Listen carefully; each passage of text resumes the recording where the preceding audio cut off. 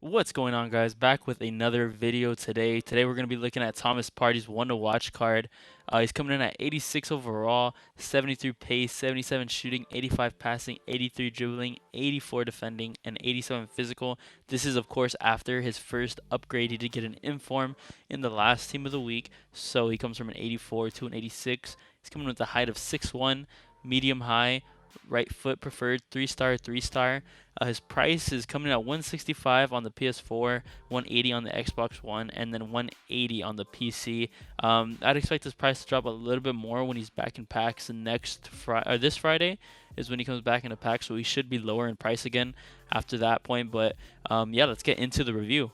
So starting to look at this card, we're gonna start with pace. 73 pace, he comes in on the face card.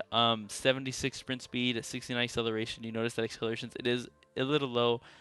So what I did, I put a shadow on him. 79 acceleration, 86 sprint speed is what it brings it to.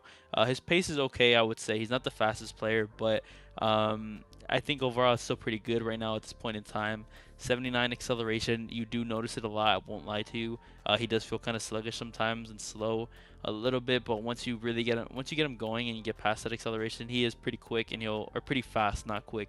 And he'll catch up eventually. So overall, his pace is pretty decent. It's not, I wouldn't say it's a star stat on his card, but the pace isn't bad, and it compared to some other cards and other midfielders right now, it's still pretty good pace. Then we get into the shooting. Comes in at 77 shooting, the positioning 75, finishing 70, shot power 89, long shots 88. So obviously you can tell the long shots and shot power are what's good about him.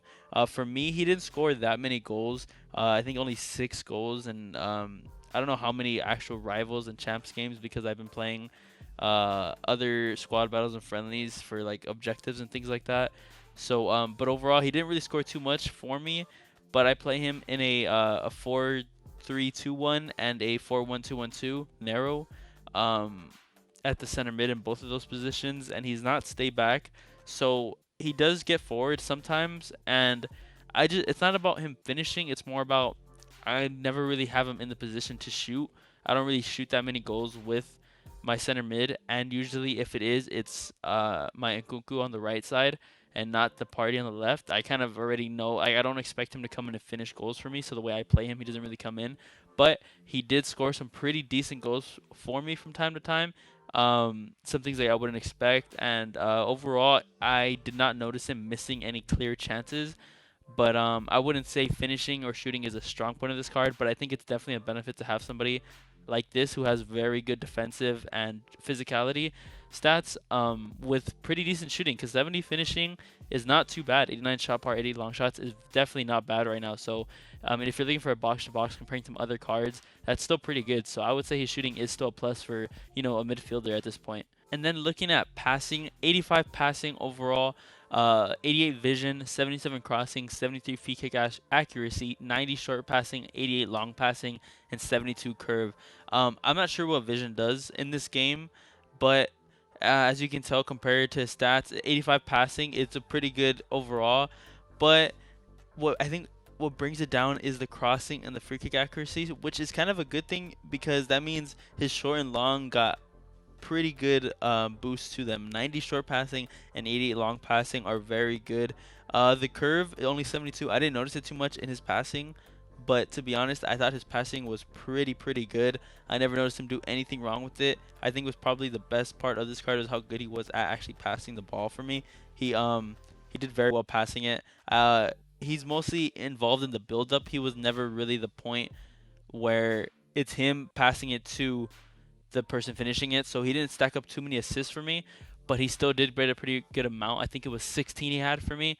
But still, I think he did pretty well overall with passing. I play a lot of just back and forth passing. I guess tiki taka type of passing right now. It kind of seems that's kind of is what seems to work in the 4-1-2-1-2 narrow, and he does good for that. I didn't notice him missing any like obvious passes or anything like that at all. I thought his passing was very good. And then getting into dribbling, 83 dribbling. The only problem with his dribbling is his 76 agility and then 51 balance.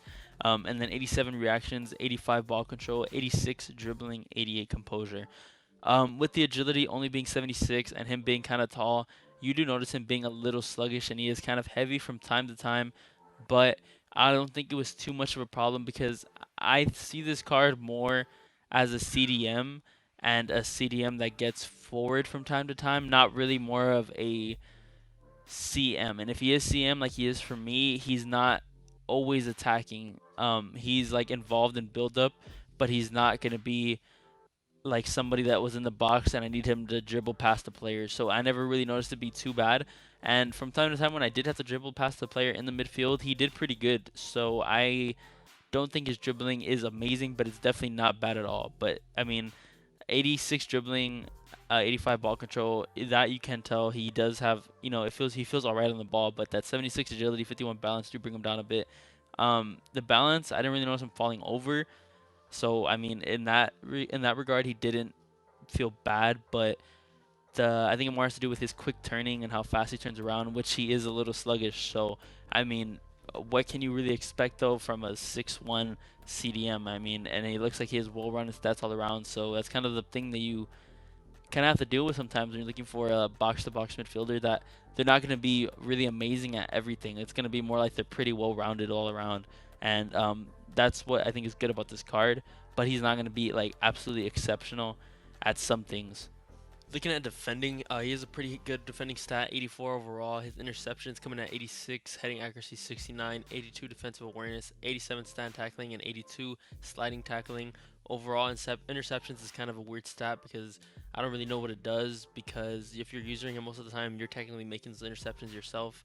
But I felt him to be a pretty good manual jockey user, I guess. I don't really know what to call it, but usually when you're using him jockeying around, he was very good at that. Hitting accuracy, I didn't really try too many headers with him. I didn't really notice anything stand out either about him. Defensive awareness, his marking was pretty good. I found him to be in the right spot at the right time, which is great.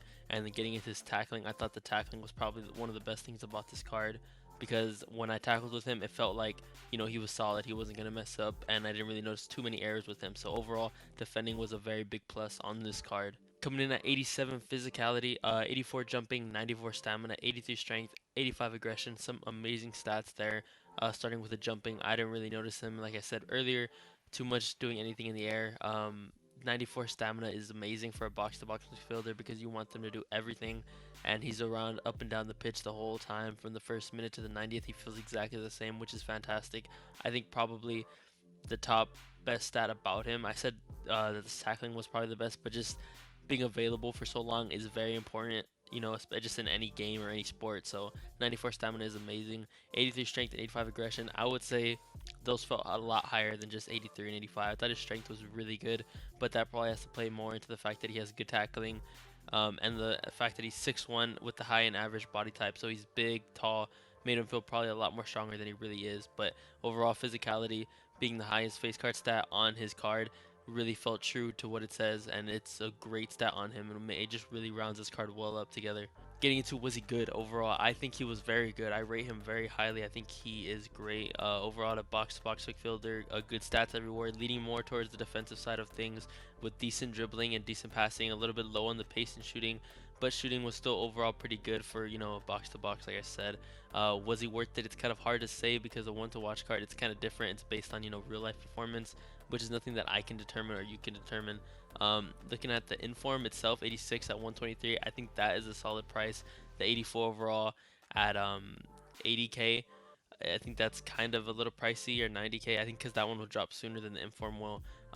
But yeah, so overall, I think the inform is solid at 120. The 86 overall one to watch isn't too bad at 180, but like I said, it could crash depending on how he does in real life. So that's kind of a hard thing you have to do with one to watch cards. But yeah, that's gonna wrap it up for the end of this video, guys. I hope you guys do enjoy. Let me know what you guys think of the video. If anything you want to recommend me to do or change, let me know. I'm here to listen. I want to improve as much as I can for you guys. I hope you guys enjoy the rest of your day and have a great one.